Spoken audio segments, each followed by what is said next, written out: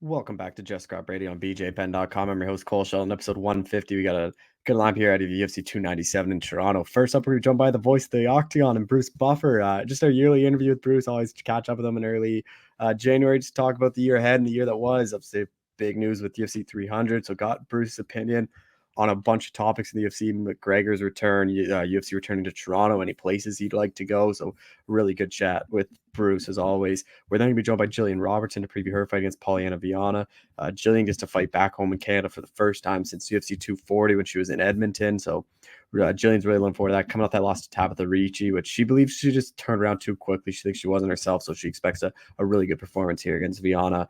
And then we close things out talking to Jimmy Flick to preview his fight against Malcolm Gordon. Jimmy Flick knows it's do or die here. He's opening up the card here. He's the underdog against Malcolm Gordon, coming off 2 straight losses after he retired. He came back to retirement. Hasn't gone his way, but Jimmy has confidence here. He can finish Malcolm Gordon. He believes this should be a fun fight. But thank you again for tuning in. No episode next week with no UFC, but I do have an interview with Chatri Sichidong coming out on YouTube. I'll probably drop that Monday or Tuesday, so be sure to check that in. But thanks again for watching. All right, we're jumping to the voice of the UFC, Bruce Buffer. Bruce, how's it going, man? Going good. It's going good. How are you, Cole? I'm doing well. I just wanted to get you on before the year starts. Like, I just center myself here. Here we go. Yeah, obviously a big year for the UFC, but like we don't often get these little breaks. Like, how kind of was your last 3 weeks off of the UFC? I know you did the F1. I know you did like that New Year's thing. Like, it seems like you always keep yourself pretty busy when the UFC's off. Yeah, there's a variety of things. I'm not just UFC. I Raiders football, beer pong, races, hockey, basketball. Their wish is my command, so I'm all there. Do you enjoy doing that, where it's not just the UFC and like you can meet all these other fans and like do all these different things? Absolutely. Every experience has its own flavor, its own excitement. It's a pleasure for me to go out and do what I do and excite the people, no matter what the event is. I mean, whether I'm doing a cameo video for somebody as a UFC championship introduction, or a wedding, or a birth of baby, or a birthday, or whatever, down to appearing in front of 70,000+ people at Allegiant Stadium for the Raiders, or 10, 20, 30,000 people for a UFC. It's great. I love what I do. I'm blessed. It's none of these shows are about me. It's all about the people I'm performing for. And I just go out to give as much excitement as I can. And of course, get as much excitement for myself. It's one thing it's really cool. And I hope everybody out there has a chance to experience passion for what they do in life, because that makes everything more fun. The next big card of the UFC is obviously 297. It's in my neck of the woods in Toronto. I know they haven't been there. I was there the last time they were there, and it was crazy. That was my first ever event I went to, and it was nuts. And I know people have been wanting it to get back. So how can I excite you to get back to Toronto? Because I know whenever the UFC goes to Canada, it's always a pretty loud crowd. Canadians there's certain countries. Everybody gets so excited at a UFC, but there's certain countries that are standouts where 5,000 people can sound like 20 can sound like 100,000. Canada, absolutely one of them. The fans are rabid. They love their UFC. Other countries like the UK, it's amazing. And basically, we experience that kind of excitement everywhere we go. But Canada has this level that just resounds. So it's very exciting to perform for the Canadians.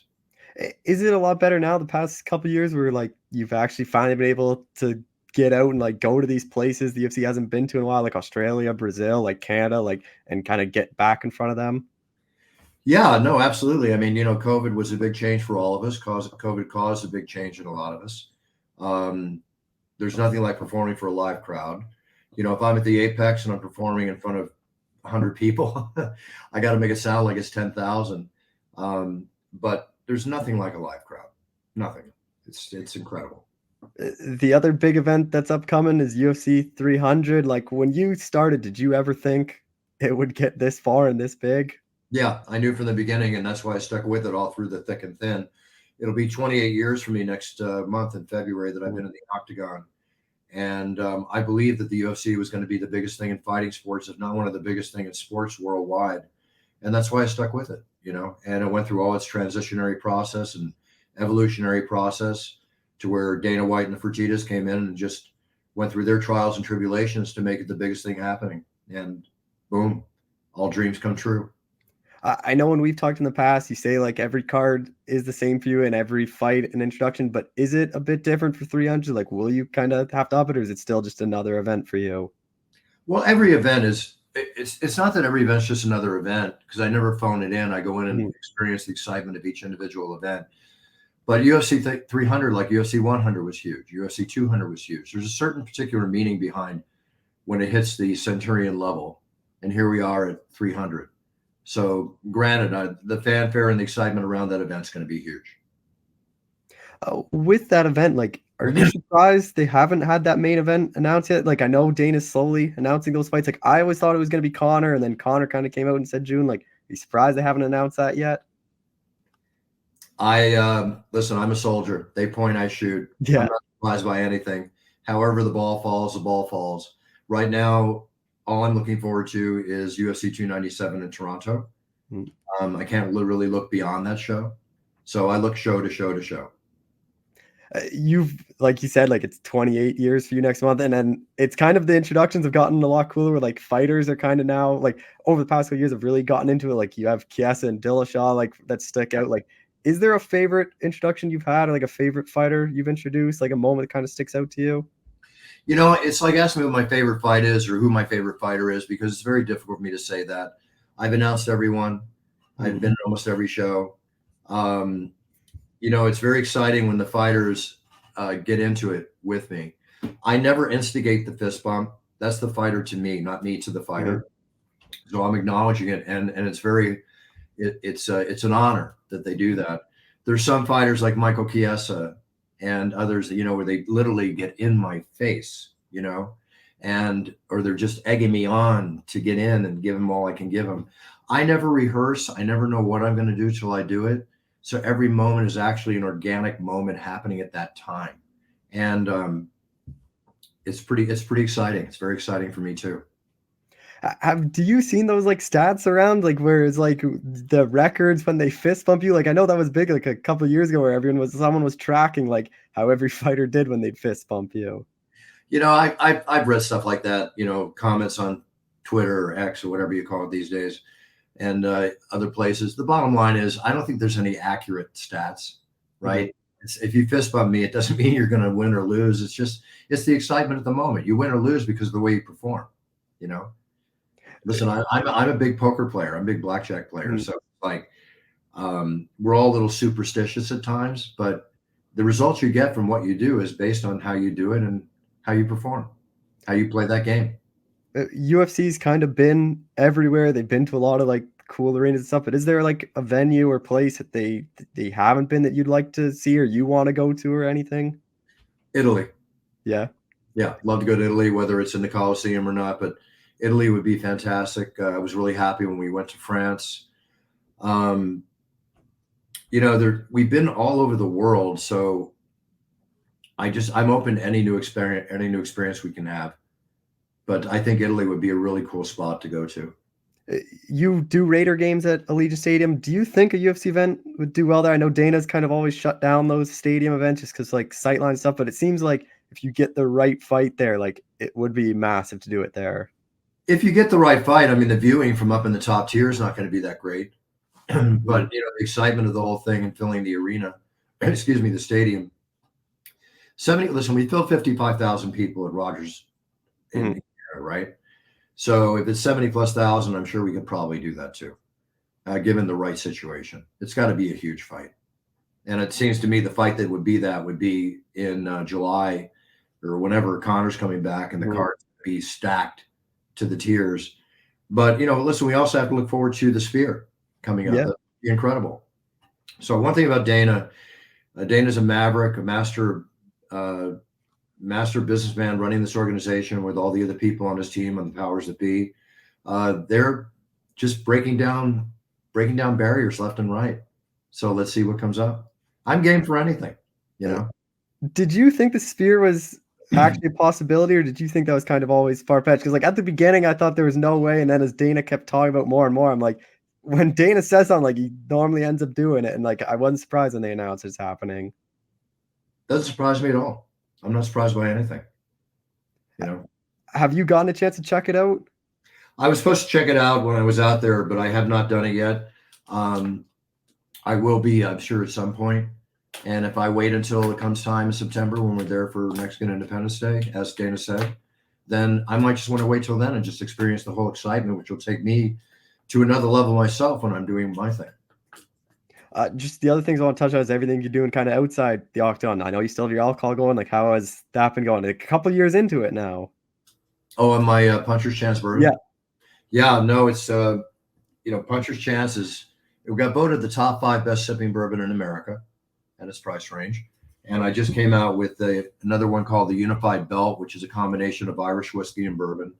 I've got a 12-year-old, a 14-year-old. Anybody wants to check it out, just go to puncherschancebourbon.com. You can order and have it directly delivered to your house, or it's in stores all across the country.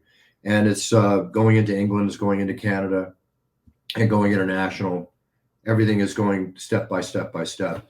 But I'm very excited. We've won about 20 or more platinum and gold medals.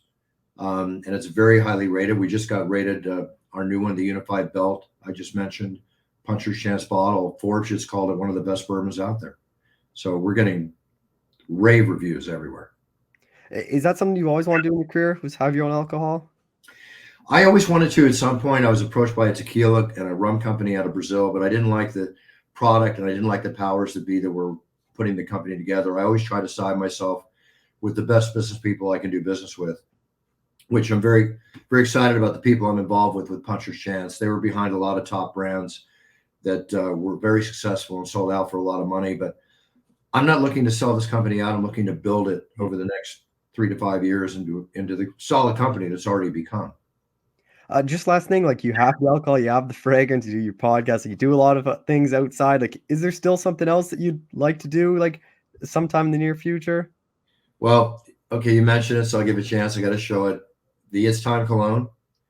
This is the top selling cologne on Amazon in America now for 6 or more months.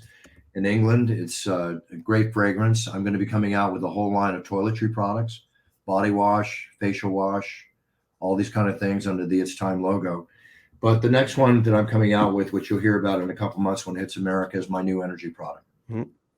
I have a hydration and energy drink coming out, which is the It's Time. And this is really, really actually nutritiously good for you. You can drink 3 or 4 of these a day with no crash. It's made very, very healthy. And I wouldn't even get behind it unless it was. I don't like what's in a lot of the energy drinks out there, some of the stuff they put in. So if I'm going to drink it, I want to make sure that it's the best it can be and that everybody else enjoys it for the exact same reason. Actually, just one more quick thing, because I remember last year when we talked, you said you really haven't thought about when you're done. You said at least 10 years. Like, is that still the case? Like, there's no thought of you kind of slowing down at all? No, I'm good. I'm good. I stay in shape. I've been athletic my whole life. I'll continue to do so. And as long as I can perform at the level I perform and physically and vocally and passionately, then no, I would never want to leave the octagon. I love the octagon. Well, Bruce, I appreciate the time as always. Thanks so much for doing this again. I appreciate it very much. And all I can say is I want to wish everybody out there, an amazing 2024, health, prosperity, happiness. Just go for it and make it the best year you can. And I look forward to seeing you all from the octagon, doing what I love to do and you watching what you love to watch. And let's face it, the UFC is so exciting. It's amazing. As far as other things I'm going to do, I'm going to surprise you. I have things planned, but I don't like to talk about them until well, thanks again, Bruce. All right. Thank you very much. Everybody take all right. We're joined by Gillian Robertson, who gets the hometown fight pretty much in January. Gillian, how's it going? Oh, exactly what you said there. That made me super excited. Hometown fight. I can't wait to be back in Canada. I can't wait to be back in front of a hometown crowd. I'm just super excited for January. Yeah, what last time would have been the Edmonton card for you when you fought in Canada? Yeah, that was a long time ago. And then obviously a lot closer home to Niagara and Toronto. Like, are you expecting a lot of friends and family to be in attendance then? Oh, yeah, I've definitely already got a lot of friends and family hitting me up, trying to get tickets, trying to get out there. So I know there's going to be a huge savage support in the crowd. And then the Canadian crowd just brings it anyway. Like, all the Canadian energy. I feel like I keep on saying, I'm like, my last fight in Edmonton was my first and only TKO. and I'm gonna call Canada my good omen and say that this will be my second. It was crazy, like the ticket prices, because like a couple of my friends wanted to go and they were looking, and it was like the cheapest ticket was like 500, $600, and they're like, oh, that's crazy. So I can't imagine like for you guys having to probably everyone trying to hit you up so they don't have to pay that. Oh yeah, I feel like it's like that since like the amateur days in fighting though. The second you post your fight, you have 40 people hit you up like, hey, can you get me tickets? With Pollyanna, like how familiar were you with her when you got this in contract? So we actually trained together a little bit at ATT, not much. I feel like we got a couple rounds together, but either like our times together there weren't like the same or whatever. We just didn't end up on the mat at the same time. But so I do know that she's like a well-versed grappler. I've watched her fight a couple times, obviously in my division, and she got that beautiful TKO against Jinyu Frey as well. So she definitely is a threat on the feet as well. So fairly well-rounded opponent. Was it more just about this date and like the opponent really didn't matter to you as long as you were fighting on this card? I didn't even know what card it was at first. They just gave me Pollyanna Vienna January 20th. And then like slowly information started coming out about the Canada card. And so it wasn't until about 2 or 3 weeks after I signed the contract, I even figured out it was Canada. And it was like, I know Toronto was kind of the front runner, but then there was like a lot of different Canadian cities kind of being thrown out because I know a lot of Canadian cities wanted this card. So like it was, I guess it is kind of good for you being in Toronto. So like, but with this camp, like, is it still just the same as it is in Florida? Or like, are you gonna head home for a bit and do some work up here? Like, what's kind of the training camp looking like for this one? Yeah, I like to stay in my schedule during training camp. I don't like to mix anything up too much. So just going to stay in the flow down here in Florida, keep all my training the way it should be, make sure everything's getting hit. And so we're ready for January 20th. Is it just the usual corner for you as well? The same corner as always? Yeah, there'll be Dean Thomas and Awesome Zaidi. So obviously Dean's with me since I was 16. Dean's been with me forever. And then Awesome is the head coach of the Goat Shed, so he'll be there as well as one of the 125-pound boys, Adrian Garcia. He'll be helping me warm up before the fight. So those will be my three corners. I know you said you trained with her in the past, but not much. So do you even like take anything away from that, or do you think this is just like you can't really take too much away from training or what you saw in the practice room? Yeah, I think you can't take too much away from training always. Like, obviously, I fought Maria Agpova last year. We trained together a lot. And it's like, she's great. In the fight, she's now throwing elbows at my head where I've never gotten in the training room before. So it's just different elements that you literally can't do in a training room that you can see in a fight. So you really can't compare them both. I know you like to be kind of as active as possible. So is it hard to sit out those like last like 6 months of the year and have to kind of wait till the beginning of next year to get a fight? Yes and no for me, because as I do like to be as active as possible, being a 115er, I don't think that's possible for me. I think that was like a huge learning lesson of my last fight camp for me is I made too quick of a turnaround, had too big of a weight cut. That whole camp, I was carrying 4 pounds extra because my body just wasn't losing the weight. It was just stressed. And yeah, I just feel like my body can't make that quick of a turnaround at 115, unfortunately. And it showed a lot in my last performance. So yeah, we have to space the fights out a little bit more if I'm going to be fighting at 115. I know because I was at the last card in Toronto. It was like that Holloway Ortega in like 2017 or 2018, whatever it was. So I know it's been a while. It's like, what are you kind of expecting the crowd and that walkout to be like? Because it's obviously been a while for Toronto, and like Toronto always goes crazy whenever there's a card. Oh, I can't wait. Like really, that the biggest moment in my UFC career for me is that Sarah Froda fight because of like just the crowd reaction after how it felt. Everything in there was just so perfect. And it's like I said, the Canadian energy, you can't compare it. So really that walkout is just going to be everything to me. And they're allowing flags again too. So like, are you coming out with the Canadian flag? I guess so you would get a bit more support. Oh yeah, 100%. Like you said, they just started allowing flags again, and to be able to fight in my home country after that, I have to.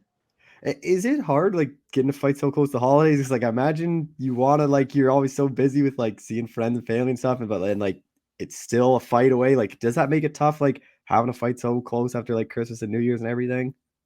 It definitely, obviously, you miss out on all the fun stuff, but I feel like I kind of put like blinders up when I'm in a fight camp, just focus. And so it's like all Thanksgiving Day, I was training. All Christmas Day, I'm going to be training. All New Year's Day, I'm going to be training. It doesn't matter. They're all just training days to me until January 20th. Then we can look at like having fun, doing whatever. But until that date, I have one focus.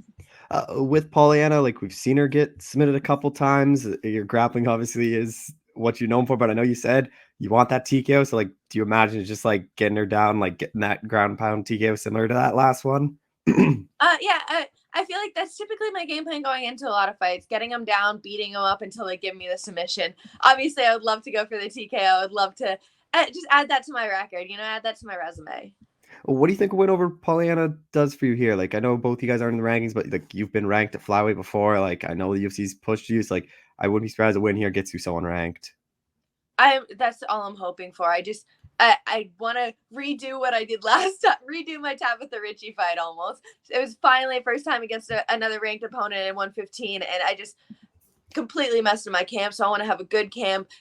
Probably take a couple months in between from this fight to my next one, and make sure I have a good weight cut and go into my next fight with a ranked opponent 100%. This is what, your third straight fight in front of a crowd too? Like, how big of a relief is that where it's not just at the Apex? I know the Apex gets a bit like kind of it's an odd feeling for a lot of people. Yeah, I'm not a huge fan of the Apex. I'm like, it's just like you said, it's an odd feeling. It's almost awkward in there. It's so quiet. So to have a crowd there, like it really does make a huge difference. Just the energy in the room, you can feel it when you walk out. Does that add any pressure of fighting so close to home and like having so many people in attendance, or like does that just help kind of like motivate you and excite you?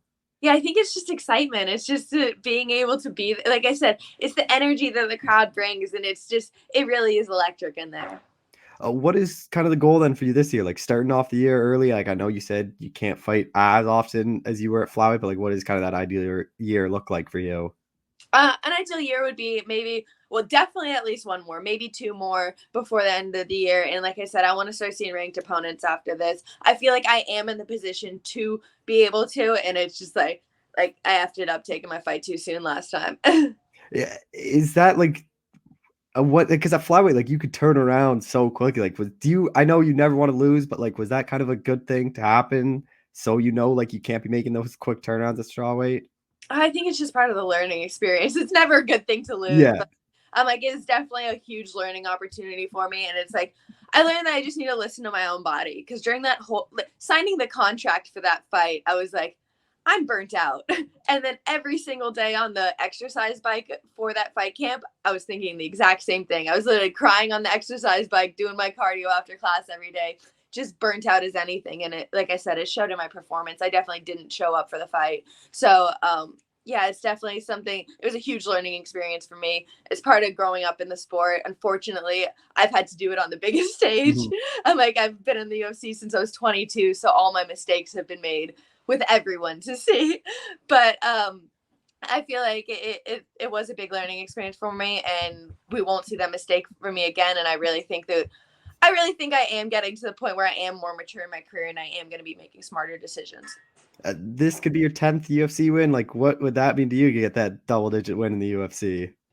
It definitely means a lot, but I want to get my thing is I've never gotten 3 wins in a row, so that's my goal, is to hit 3 in a row. Just final thing, are you getting Dean up to do any like sightseeing or any like Canadian things while he's up there? Or are you gonna like kind of stick around after the fight, or like what's kind of the plan after the fight? I definitely plan to stick around maybe a couple days after the fight. Got to get home got important things at home. So got a couple days after, we're gonna stay, sightsee a little bit, go see family and stuff. I don't think Dean will be joining. He's usually ready to get back home and get to work, and that's where I'll be too right after.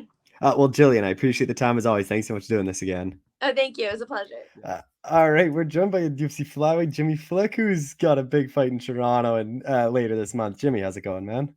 Hey, it's going good. Obviously returning on the first pay-per-view of the year, like we were just kind of talking about off air a bit, but fighting the sold-out crowd in Canada, like how excited are you to be fighting back in front of fans for this one?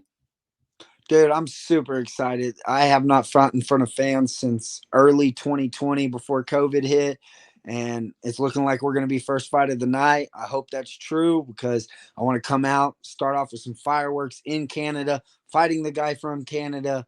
I'm excited. And then it's kind of crazy that this is your first UFC fight in front of fans, because like I guess you only have the 3 and they've all been at the Apex, which it's kind of weird because I imagine like you kind of probably on your way up, imagine fighting in front of these sold out arenas, you get to the UFC and then you're just fighting in like this empty warehouse. Yeah, it's insane. It was in 2005 when I watched The Ultimate Fighter, and when Stephen Bonner and Forrest Griffin made the walk to the octagon to fight for the Ultimate Fighters. That's when I was like, man, I want to walk out in front of people like that. That's what I want to experience the most. Well, you fast forward to 2020, we had COVID. I had no fans at all. And then I come back after retirement. I keep getting put up at the Apex, and there's very few fans there. So I have not got to experience it. So this is a dream come true. This is everything I worked for and everything I want to happen.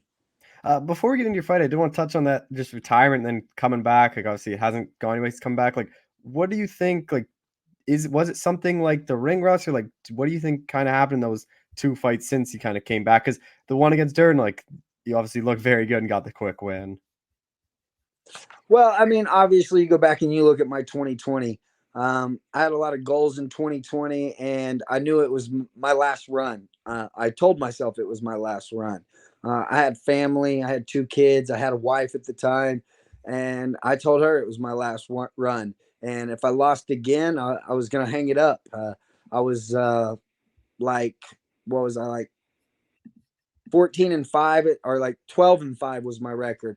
And I fought for an FSC title, won that, got to fight for the LFA title, won that, fought on the Tuesday Night Contender, won that, and then got to fight Cody Durden in the UFC. So I was very active is what I'm saying. And I had a lot of goals, and it was my opportunity. Had a lot behind me and a lot going on. And then after I had retired, I didn't train at all. And I didn't train for over a year. I didn't run. I didn't work out. I didn't even do jiu-jitsu no more. So I literally gave it all up. And when I decided to come back, I had a lot of stuff going on in my life. I was going through divorce, custody battle, finding my own place, never even lived on my own before in my entire life. And so many things were going on. The only thing I knew to do was to jump back into the gym, train as hard as I could, and take a fight. Maybe I shouldn't have took it as soon, but there's no regrets. I'm still here. I get to do what I love to do. Now I'm flying to Toronto, Canada to fight in front of probably like 18,000 fans, maybe more. And it's a dream come true. No matter what happens, that I'm happy with all my decisions. I'm happy where I made it. But I don't think this is the last of me. I think I'm going to go out here. I'm going to perform the way I should have performed, the way I performed against Cody, the way I performed on the Tuesday Night Contender. And I'm going to show everybody really how good I am. And I'm going to jump into 2024 with everything. And I'm hopefully get this new UFC contract and take over. With Malcolm Gordon, how familiar were you with him? Or is this just kind of the name you got on the contract and you had to look him up? Oh, no, I know Malcolm Gordon. The only reason Malcolm Gordon's in the UFC is because of me. And the reason being is if you go back and look, Malcolm Gordon was like 1-3 in the UFC. I retired. When I retired, they gave him Little Fig. Little Fig is who I was supposed to fight. Call him Little Fig because I can't ever remember or pronounce his whole name. So call him Little Fig. And I was supposed to fight him. When I retired, he ended up fighting Malcolm Gordon. Malcolm Gordon won that fight by knee bar and got a new UFC contract. He was 2-3 at that time. And then he lost, or he's 2-2 actually. And then he lost. And he lost again. He lost to Makayev, and then he lost to Hatley. Yeah. So he's on a 2-fight losing streak like I am. And I believe he's only in the UFC because I retired. So this fight happening the way it's happening is perfect. I'm on a 2-fight losing streak. He's on a 2-fight losing streak, and we're fighting for our job. So most likely the winner here can stay. And I'm not even saying like winner stays. Like we got to perform. You know, whoever wins, we got to win in good fashion. And that's what I'm looking to do. Do you think like you're obviously going into his hometown, like he's from Toronto, so like do you think that adds pressure to him fighting for the home, or does that add pressure to you, or like the crowd's going to be going against you and like having to do that, or like how do you think that kind of plays a role? Man, it just comes down to how you are mentally about it. For me, you know, I know what I'm fighting for. So the crowd don't matter, the boos don't matter, the opponent don't matter. I don't care, you know. And even if the UFC, I know we're 3 weeks out, but you never know who you're fighting until fight night. You know, I mean, I was supposed to come back and fight Jeff and Molina, and I ended up fighting Charles Johnson. You know, like, so we never know who we're going to fight for sure. So at the end of the day, it doesn't matter. I'm coming in to enemy territory. If it is enemy territory, I mean, I feel I have a lot of Canadian fans, and I got a lot of stuff that I've been sending to Canada for fans that have been reaching out to me, especially when they found out I was fighting in Canada. So I don't care. I'm showing up to fight, and I don't care how he feels either. I know we both are fighting for our job, and the UFC knows what they're doing, and I think that's why this fight's going down. Is this the last fight of your deal? You just think like whoever loses is gonna be 3 in a row and they'll be out of the UFC? It is my last, Yeah. and I don't know about his. Like I said, I just know that not too many people stay in the UFC if they keep losing. I mean, all my fights, though, I have 3 fights in the UFC. They're all finishes. They've 2 of the 3 fights got a 50K bonus. So at the end of the day, I'm doing my job. I'm showing up. I might not have performed on the last 2, but I'm making the fights ugly. I'm fighting my heart out. I'm fighting to win, and I think the UFC sees that. So, but in my eyes, I can't see myself going 1-3 in the UFC. It doesn't sit well with me, and I can't go to sleep at night thinking that I'd be 1-3 in the UFC. With you too as well, like for flyweights especially, you don't see a whole lot of finishes. Both you guys win or lose, it's normally finishes. Like, does that add some excitement to this matchup where like it probably shouldn't be going 15 minutes? Oh, it's not going 15 minutes. And I imagine Malcolm Gordon would say the same thing. We're both actually really good jiu-jitsu guys. In a lot of cases, fights stay standing when that happens. Me and Malcolm both coming off of knockout TKO losses. I think we're going to do what we like to do best, and that's grapple. So I do think you're going to see a lot of good exchanges, a lot of scrambles, and we're going to find out who's the best on the ground for sure. Do you you kind of went there, but like, how do you kind of see it playing out then? Oh, my game plan's 100%. I'm gonna put him on his back and I'm gonna choke him out. What do you think a win here does for you, especially a stoppage win over Malcolm? Like, obviously saves your job, but like, where do you think that kind of puts you in the flyweight division? Because like, your win over Cody Durden is still looking like pretty good. Because I think he might be ranked or he's just outside the rankings. Yeah, Cody was ranked, and Cody also beat Charles Johnson after me. So I'm salty about that.